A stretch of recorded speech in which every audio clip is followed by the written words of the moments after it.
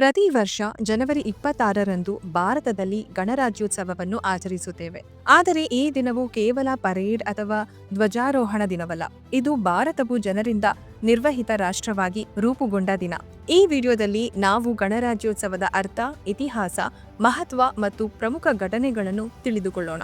ಗಣರಾಜ್ಯೋತ್ಸವ ಎಂದರೆ ಭಾರತವು ಅಧಿಕೃತವಾಗಿ ಗಣರಾಜ್ಯ ದೇಶವಾದ ದಿನ. ಗಣರಾಜ್ಯ ಅಂದರೆ ಏನು? ನಮ್ಮ ದೇಶದ ರಾಷ್ಟ್ರೀಯಾಧ್ಯಕ್ಷರನ್ನು ಜನರೇ ಆಯ್ಕೆ ಮಾಡುತ್ತಾರೆ. ಅಧಿಕಾರವು ರಾಜನಿಗೆ ಅಲ್ಲ, ಜನರ ಕೈಯಲ್ಲಿರುತ್ತದೆ. ಇನ್ನು 1950ರ ಜನವರಿ 26ರಂದು ಭಾರತವು ತನ್ನದೇ ಆದ ಸಂವಿಧಾನವನ್ನು ಜಾರಿಗೆ ತಂದಿತು. ಆ ದಿನದಿಂದ ಭಾರತವು ಸಂಪೂರ್ಣ ಸ್ವತಂತ್ರ ಮತ್ತು ಸ್ವಾಯತ್ತ ರಾಷ್ಟ್ರವಾಗಿತ್ತು. ಈ ದಿನವು ನಮಗೆ ನಮ್ಮ ಹಕ್ಕುಗಳು, ಕರ್ತವ್ಯಗಳು ಮತ್ತು ದೇಶದ ಮೌಲ್ಯಗಳನ್ನು ನೆನಪಿಸುತ್ತದೆ. ಇನ್ನು ಆಗಸ್ಟ್ 15ನೇ ತಾರೀಕು ಸ್ವಾತಂತ್ರ್ಯ ದಿನವನ್ನು ಆಚರಿಸ್ತೇವೆ. ಹಾಗಿದ್ರೆ ಗಣರಾಜ್ಯೋತ್ಸವನ ಯಾಕೆ ಜನವರಿ 26ರಲ್ಲಿ ಆಚರಿಸ್ತೀವಿ? ಯಾಕಂದ್ರೆ 1930ರಲ್ಲಿ ಈ ದಿನವನ್ನು ಪೂರ್ಣ ಸ್ವರಾಜ್ಯ ದಿನ ಎಂದು ಆಚರಿಸಿದ್ದೇವೆ. 26 ಜನವರಿ 1950ರಲ್ಲಿ ಸಂವಿಧಾನ ಜಾರಿಗೊಳಿಸುವ ಮೂಲಕ ಸ್ವಾತಂತ್ರ್ಯದ ಕನಸು ನಿಜವಾಯಿತು.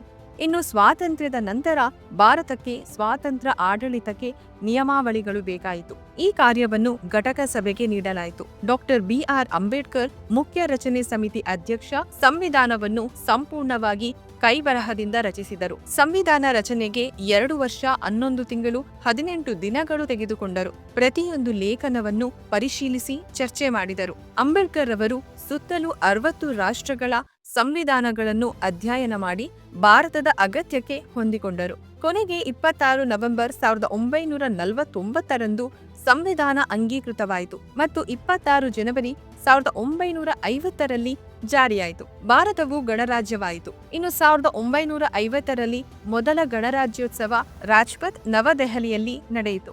ಮೊದಲ ಪ್ರೆಸಿಡೆಂಟ್ ಡಾಕ್ಟರ್ ರಾಜೇಂದ್ರ ಪ್ರಸಾದ್ ಧ್ವಜಾರೋಹಣ ಮಾಡಿದ್ದರು. ಪರೇಡ್, ಸೈನಿಕರ ಪ್ರದರ್ಶನಗಳು, ಸಾಂಸ್ಕೃತಿಕ ಪ್ರದರ್ಶನಗಳು ದೇಶದ ಶಕ್ತಿ, ಏಕತೆ ಮತ್ತು ವೈವಿಧ್ಯತೆಯನ್ನು ತೋರಿಸಿತು. ಅಂಡ್ ಇಂದು ಪ್ರತಿ ವರ್ಷ ಪ್ರೆಸಿಡೆಂಟ್ ಧ್ವಜಾರೋಹಣ ಮಾಡುತ್ತಾರೆ ಮತ್ತು ಪರೇಡ್ ಆರಂಭವಾಗುತ್ತದೆ. ಸೇನೆ, ಪೊಲೀಸ್ ಮತ್ತು ವಿದ್ಯಾರ್ಥಿಗಳು ಬಗೆ ಬಗೆಯ ಪ್ರದರ್ಶನಗಳನ್ನು ಮಾಡುತ್ತಾರೆ. ಸೈನಿಕರು ಮತ್ತು ಶ್ರದ್ಧಾವಂತರು ಗೌರವ ಪಡೆಯುತ್ತಾರೆ. ಈ ದಿನವು ಕೇವಲ ಶಕ್ತಿ ತೋರಿಸುವುದಲ್ಲ, ಭಾರತದ ಏಕತೆ ಮತ್ತು ವೈವಿಧ್ಯತೆಯನ್ನು ತೋರಿಸುವುದು. ಇನ್ನು ಇಂಟ್ರೆಸ್ಟಿಂಗ್ ವಿಷಯ ಏನಂದ್ರೆ, ಭಾರತದ ಸಂವಿಧಾನದಲ್ಲಿ 444 ಲೇಖನಗಳು ಇವೆ. ಇದು ವಿಶ್ವದಲ್ಲಿ ಇರುವ ಅತಿ ದೊಡ್ಡ ಮತ್ತು ವಿವರವಾದ ಸಂವಿಧಾನ. ಮೊದಲ ಗಣರಾಜ್ಯೋತ್ಸವ ಪರೇಡ್ನಲ್ಲಿ ಸಾವಿರಾರು ಜನರು ಭಾಗವಹಿಸಿದರು. ಇಂದು ಆ ಪರೇಡ್ನಲ್ಲಿ ಸಾವಿರಾರು ಸೈನಿಕರು ಮತ್ತು ವಿದ್ಯಾರ್ಥಿಗಳು ಪಾಲ್ಗೊಳ್ಳುತ್ತಾರೆ. ವಿಮಾನ ಪ್ರದರ್ಶನಗಳು ಮತ್ತು ಯುದ್ಧ ವಿಮಾನಗಳು ನಮ್ಮ ದೇಶದ ರಕ್ಷಣಾ ಶಕ್ತಿಯನ್ನು ತೋರುತ್ತದೆ. ಗಣರಾಜ್ಯೋತ್ಸವವು ನಮಗೆ ನಮ್ಮ ಹಕ್ಕುಗಳು ಮತ್ತು ಕರ್ತವ್ಯಗಳ ನೆನಪು ಮಾಡುತ್ತದೆ. ಪ್ರತಿ ನಾಗರಿಕನು ತನ್ನ ಹಕ್ಕುಗಳನ್ನು ಉಪಯೋಗಿಸಿ ಕರ್ತವ್ಯಗಳನ್ನು ಪಾಲಿಸಬೇಕು. ಜನವರಿ 26ರಂದು ನಾವು ಪರೇಡ್ ಮತ್ತು ಪ್ರದರ್ಶನಗಳನ್ನು ನೋಡುತ್ತಿದ್ದೇವೆ, ಆದರೆ ನಿಜಕ್ಕೂ ನಾವು ಭಾರತದ ಆತ್ಮವನ್ನು ನೋಡಬೇಕಾಗಿದೆ. ಈ ಗಣರಾಜ್ಯೋತ್ಸವದಂದು ನಮ್ಮ ಸಂವಿಧಾನ, ಪ್ರಜಾತಂತ್ರ ಮತ್ತು ಏಕತೆಯನ್ನು ಗೌರವಿಸೋಣ. ಈ ವಿಡಿಯೋದಿಂದ ನಿಮಗೆ ಸ್ವಲ್ಪನಾದ್ರೂ ಯೂಸ್ಫುಲ್ ಆಗಿದ್ರೆ ಮಿಸ್ ಮಾಡದೆ ಲೈಕ್, ಶೇರ್ ಹಾಗೂ ಸಬ್ಸ್ಕ್ರೈಬ್ ಮಾಡಿ.